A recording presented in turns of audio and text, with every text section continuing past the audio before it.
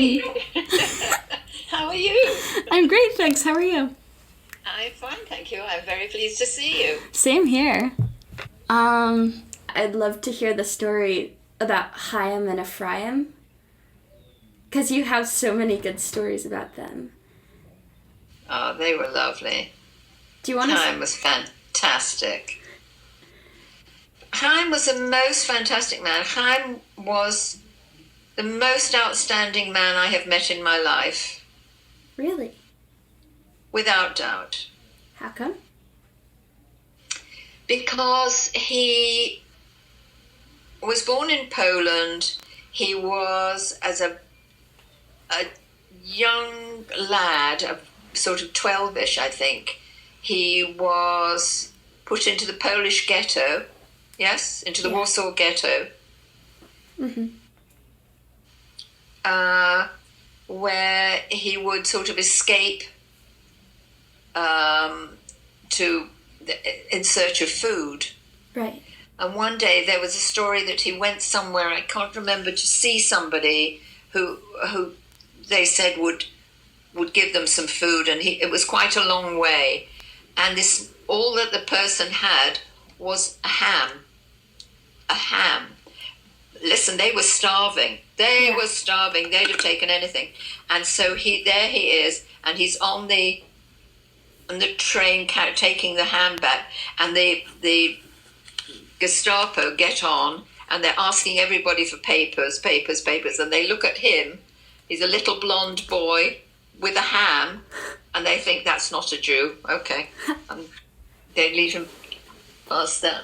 Wow. Fantastic, yeah. But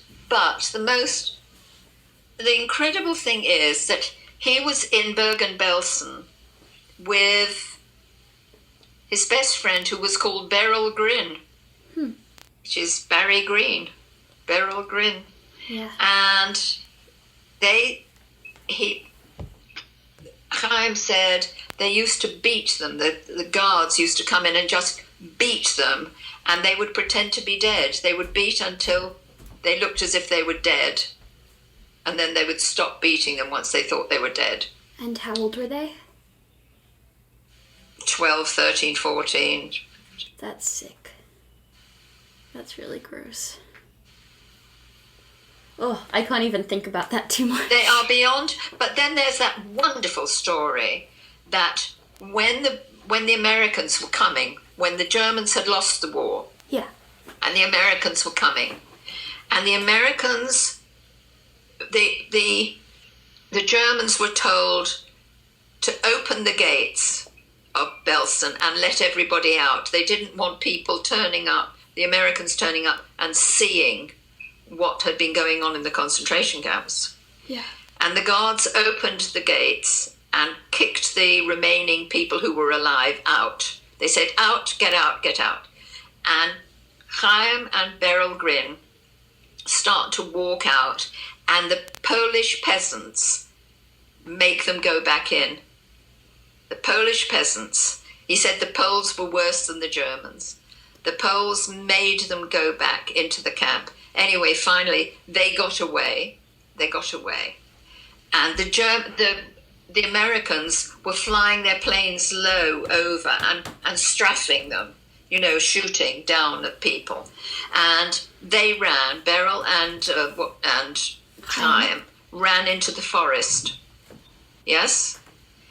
And they ran into the forest, and I think they slept for a night in the forest, and then they went further into the forest, and they came, to their amazement, they came into a glade, and there in the glade were the gathering of English airmen in English uniforms. Have you heard this?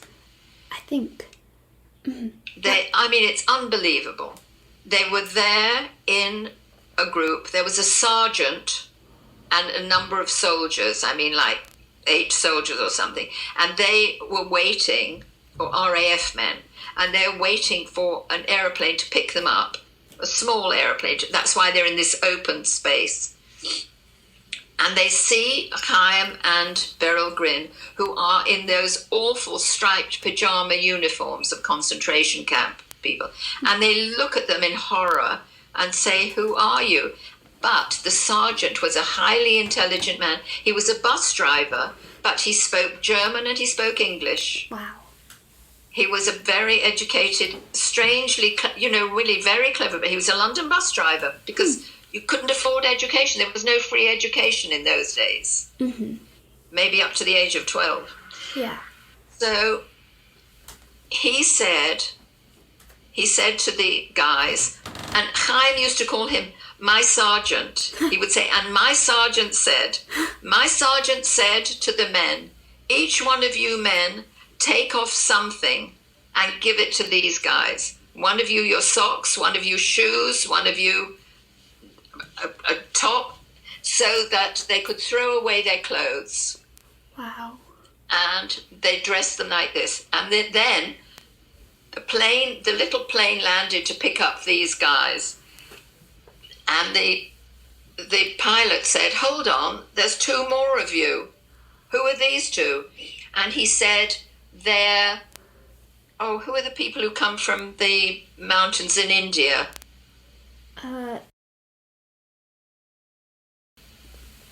It'll come to me in a few days' time. The people who are in the mountains in India, they fought on our behalf. And he said, they're these. They don't speak any English. They only speak Hindustani or whatever. And so they let them onto the plane and they flew back. And that night they were taken to Portland, to Portland Place, just the street here, where there is a Polish embassy. And the Polish embassy was the center of the Free Polish Army. And that night, Chaim and Beryl Green were given a bedroom with soft white sheets and soft blankets, and they couldn't sleep. They had to sleep on the floor because for 4 years they had been sleeping on bare boards.